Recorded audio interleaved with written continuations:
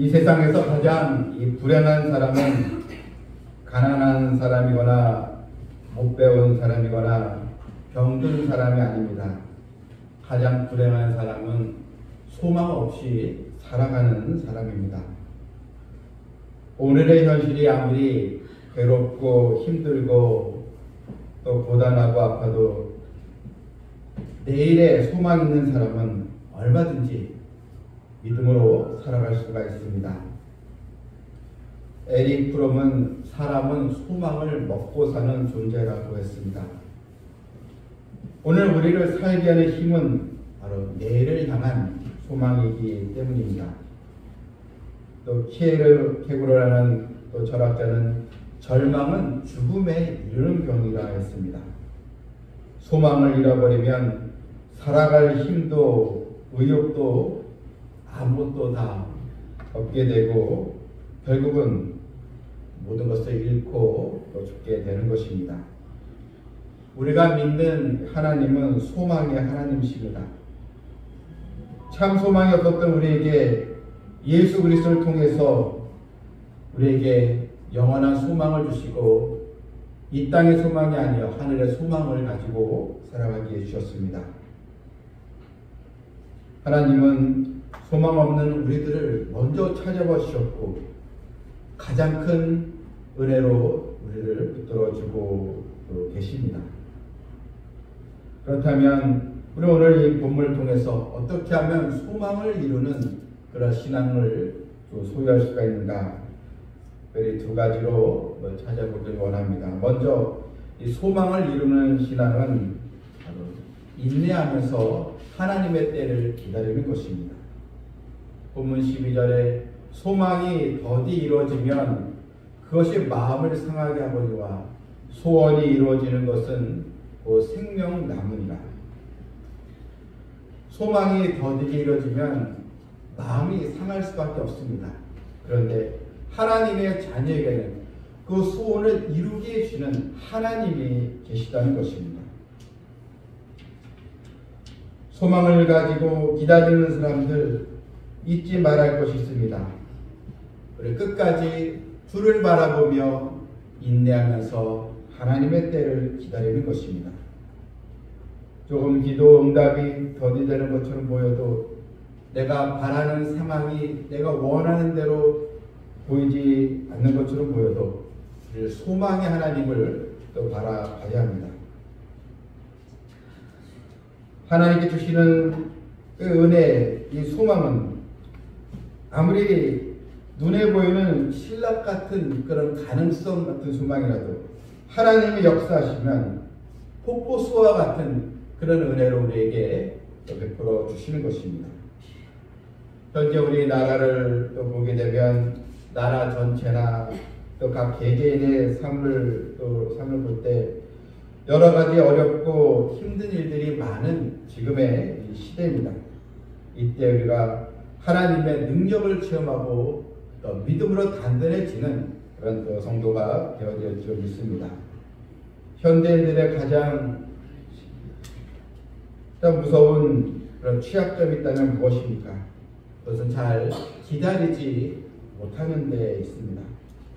조금만 지체돼도 짜증을 내고 또한 분노하고 쉽게 또 자신의 감정에 일자여서 이를 그르치고 이제 맙니다. 조금만 또 시간이 지연되는 것처럼 보이면 또 쉽게 또 낙심을 또 하게 됩니다. 이로 인해 하나님을 또 원망하기까지 합니다. 여러분, 비바람이 나무를 흔들리게 할 수 있습니다. 비바람이 불면은 이 나무가 이리저리 많이 또 흔들리게 됩니다. 그런데 이 뿌리가 흔들리면 나무는 시들어 죽고 맙니다. 마찬가지로 여러분, 소망이 흔들리면 우리 인생 전체도 무너지고 이제 마는 것입니다. 우리나라가 IMF 기간 때 사업이 또 망한 사람, 또 직장을 잃어버린 사람, 그래서 스스로 목숨을 끊었던 사람들이 엄청나게 발생이 되었던 적이 있었습니다. 근데 그들의 이 목숨을 끊는 이유 중에 공통점이 있습니다. 그것은 이제는 끝이다. 희망이 없다는 것이었습니다. 소망이 없으면 일해야 될 이유도 없고 살아야 될 이유도 없고 또 믿어야 될 이유도 없기 때문에, 그래서 소망이 없음으로써 인생이 또 무너진, 그래서 또 많은 사람들이 또 생명을 끊는 일들이 다루 있었던 것입니다. 히브리서 6장 23절에 보게 되면 약속하신 이는 미쁘시니 우리가 믿는 도리의 소망을 움직이지 말고 굳게 또 잡으라고 했습니다. 우리에게는 약속하신 분이 계시다는 것, 약속하신 이는 미쁘시니 신뢰하고 믿을 만한 분이 계시다는 것. 그래서 우리는 이 소망을 움직이지 말고 소망이 흔들리지 않도록 굳게 잡고 하나님을 또 바라봐야 하는 것입니다. 노아는 날마다 해가 쨍쨍한데도 그는 밤낮 방주를 이제 만들었습니다. 하나님의 약속의 말씀을 그가 바라보았기에, 소망을 가지고 순종하였기에 수많은 사람들의 이 비난이 있었지만 결국 그는 배홍수에서 이 건짐을 받았습니다. 요셉도 형들의 질투로 인해서 노예로 팔려가고 억울한 또 누명으로 감옥에 또 갇히고 참 이 청년의 때를 허망하게 보낸 것처럼 보였지만, 요셉은 하나님의 때가 있음을 보면서 자기가 꾼 꿈 하나님께 주신 것으로 소망을 가졌기에 그런 많은 또 식솔들을 가뭄에서 또 건지게 하고 애굽의 이 총리가 또 되었던 것입니다. 소망이 이루어지는 것은 생명나무라 했습니다. 여러분, 생명보다 더 귀한 것이 어디 있겠습니까? 하나님께서 이 소원이 이루어지도록 역사하고 인도해 주시겠다는 것입니다. 이 나폴레옹 이 황제 시대에 사른이라는 한 프랑스인이 있었습니다. 그런데 이 나폴레옹에게 미움을 받게 되어서 감옥에 갇히는 신세가 되었습니다. 오랜 세월이 흘렀습니다. 그는 사람들에게 점점 잊혀져 갔습니다. 처음에 면회를 왔던 가족들도 점점 멀어졌습니다. 너무나 고독하고 쓸쓸했습니다. 그는 돌 조각으로 벽에 이렇게 적었습니다. 아무도 돌보지 않는다. 나에게는 소망이 없다. 이런 글을 썼습니다. 그러다 어느 날 감옥 바닥에 깔려있는 돌 틈에서 푸른 싹 하나가 났습니다. 사람이는 이 간수가 주는 이 물을 조금씩 남겨서 이 싹이 난 이 풀의 잎사귀에 이 물을 이제 주었습니다. 그러다가 이 싹이 나서 꽃봉오리가 생더니 보기에 좋은 이 꽃을 피웠습니다. 정말 아름다운 이 꽃이었습니다. 그는 꽃을 보면서 자기가 썼던 이 글을 지웠습니다. 그리고 다시 이렇게 썼습니다. 하나님이 돌보신다. 나에게는 소망이 있다. 이런 글을 적었습니다. 그러다 어느 날 감옥 옆방에 있던 옆방에 면회로 왔던 어느 제수의 딸이 있는데 우연히 이 사른이의 감옥 안을 보다가 아름다운 꽃이 있는 것을 보았습니다. 감옥에 아름다운 꽃이 피었다는 소문이 하나씩 더 사람들의 귀에 전달이 되었습니다. 그러면서 이 소식이 나폴레옹의 왕비인 조세핀에게까지 들어갔습니다. 이 조세핀은 꽃을 진심으로 사랑하고 돌보는 사람은 결코 나쁜 사람이 아닙니다. 그래서 나폴레옹에게 간청을 해서 감옥에서 석방이 되었습니다. 사른이는 감옥에서 핀 꽃을 집으로 가지고 왔고 이 꽃이 생명이 닿기까지 잘 가꿨습니다. 사른이에게 이 소망은 바로 생명, 바로 나무였던 것입니다. 소망을 가지고 살아가는 사람들은 특징이 있습니다. 무엇보다 이 마음이 평안합니다. 그리고 담대합니다. 그리고 내일을 또 바라보면서 절망하지 않는다는 것입니다. 요한 또 웨슬레에게 누가 물었습니다. 만일 당신이 오늘 밤에 죽는다면 어떻게 하시겠습니까? 그때 요한 웨슬레는 어떻게 하다니요? 저는 예정대로 내일 아침 설교를 준비할 것입니다. 또 전도자를 만나면 복음을 증거할 것입니다. 또한 저는 늘 자신의 이런 목회를 더 준비하는 그런 마음을 가질 것입니다. 그리고 침상에 이제 들어가면 하나님께 나를 이제 불러갈 텐데 다음날 아침에 나는 천국에서 눈을 뜰 것입니다. 저에게는 죽음이 전혀 두렵지 않기 때문입니다. 이렇게 얘기를 했습니다. 역사상 살인 명령을 가장 많이 내린 사람이 스탈린인데 이 스탈린이 죽기 전 혼수 상태에 빠졌다가 잠시 깨어났습니다. 이 스탈린이 이렇게 얘기했습니다. 나는 더 이상 소망이 없는 존재가 되었다. 이렇게 말을 하고 몇 분 후 그는 슬픔과 두려움에 가득 찬 모습으로 숨을 거두었다고 합니다. 소망이 없으니 그는 죽을 때에도 이 두려움 속에서 생을 마감하고 말았던 것입니다. 여러분, 하나님의 때가 우리에게 있음을 또 기억하면서 주님을 바라보며 믿음으로 주님의 은혜를 또 기다리며 인내함으로 소망을 이루는 성도들 다 되시기를 바랍니다. 또 하나는 소망을 이루려면 무엇보다 하나님의 말씀에 순종하는 신앙이 있어야 한다는 것입니다. 본문 13절에 말씀을 멸시하는 자에게 자기에게 패망을 이루고 계명을 두려워하는 자는 상을 받느니라. 계명을 두려워한다는 것은 하나님의 말씀을 내가 의지하고 순종한다는 것입니다. 주의 말씀에 순종하는 자에게 상을 주신다. 여러분, 이 상이 소망이 이루어지는 것이지 않겠습니까? 아브라함이 믿음의 조상이 된 것은 하나님의 말씀에 먼저 순종했기 때문입니다. 여러분, 주의 말씀에 귀를 기울이시고 하나님께서 말씀하시는 것을 내가 믿고 말씀대로 살겠다고 거룩한 결단을 내리면서 하나님의 이 상을 받는 이 소망이 이루어지는 복을 우리는 누려야 하는 것입니다. 아담이 최초로 하나님의 이 명령을 받은 사람입니다. 근데 또 아담은 최초로 하나님의 이 명령에 순종하지 못한 사람입니다.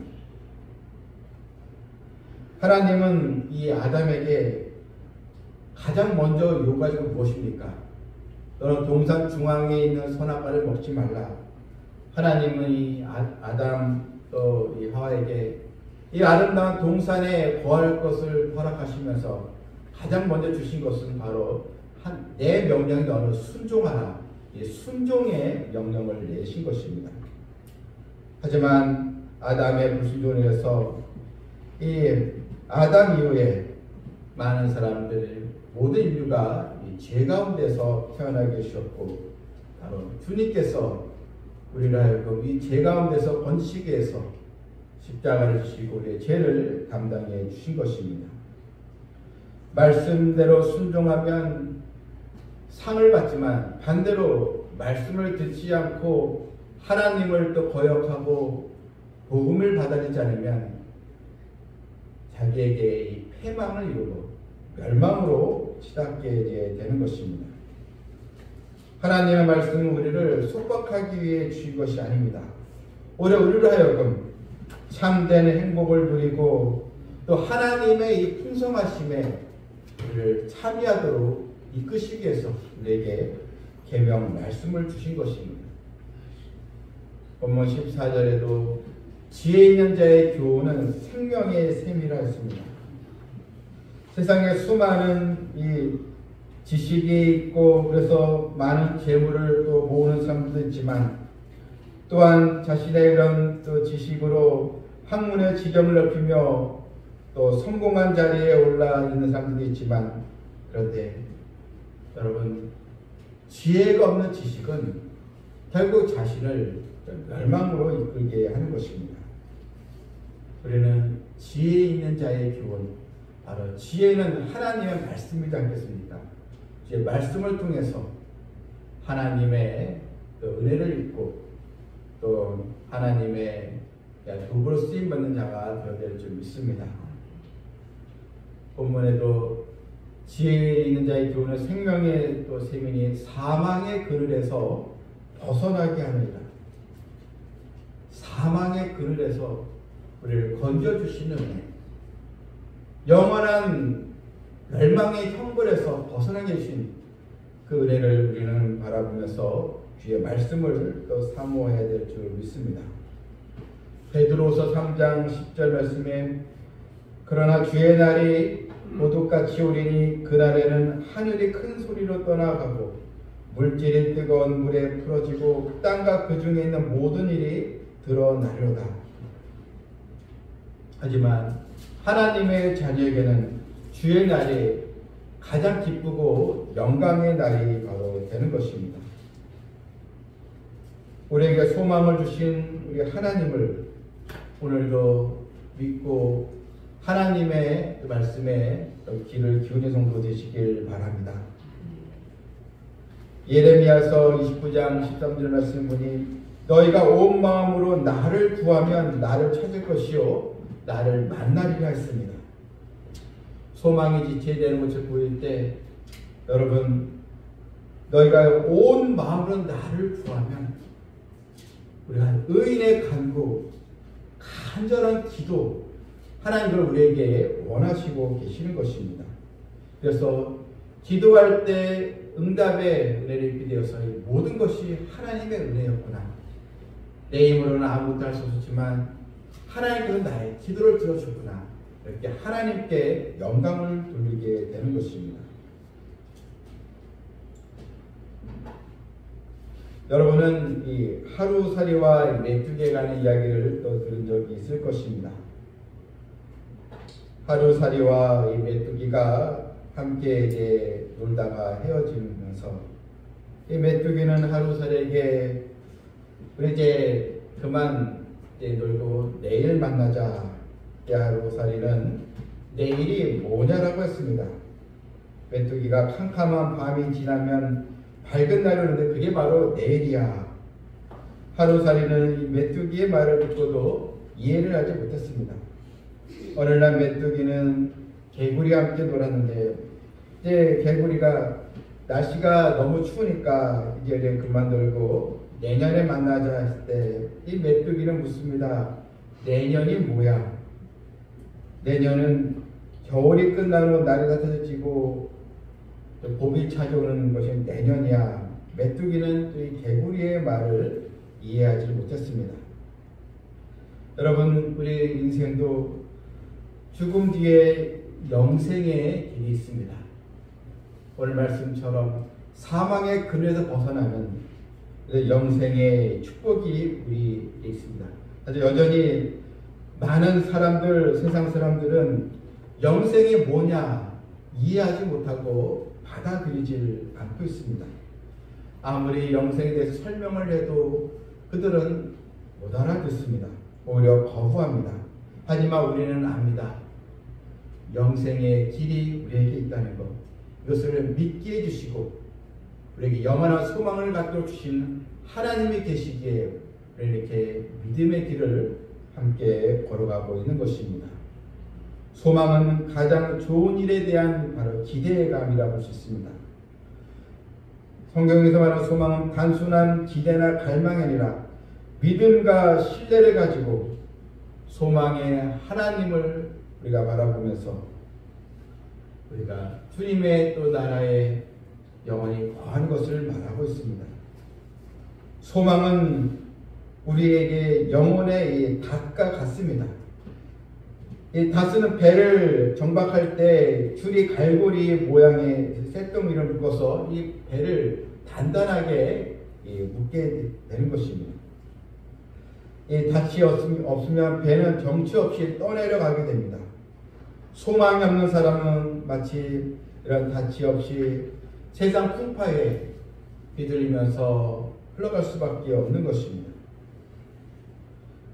우리에게 굳건한 반석이 되어주신 우리 하나님의 은혜와 주님의 또 말씀, 소망을 가지고 우리가 날마다 주님과 동행하면서 소망을 이뤄나가는 귀한 백성들 되기를 주님의 이름으로 축원합니다. 아멘.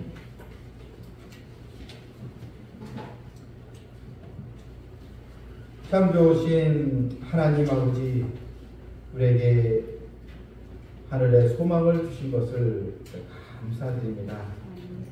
사람은 소망 없이는 살 수 없는 존재인 것을 우리가 또 알았사오니 오늘 이 자리에 앉아 있는 하나님의 백성들은 이미 하나님 예비해 놓으신 영원한 이 소망을 이미 우리는 마음에 간직한 사람들입니다. 더욱 깨어있는 믿음으로 나아가게 해주시고 우리 인생의 여정에 여러 장애물과 좀 나로 하여금 고단하게 만들고 염려스러운 일들이 늘 있지만 이로 인해서 뒤로 물러나거나 낙심하는 것이 아니고 나의 소원을 이루어 주시는 하나님을 우리가 의지하면서 하나님의 말씀을 우리 마음에 담고 믿음의 기도로 소원을 이루는 성도들 되게 하여 주시옵소서. 예수님의 이름으로 기도하옵나이다.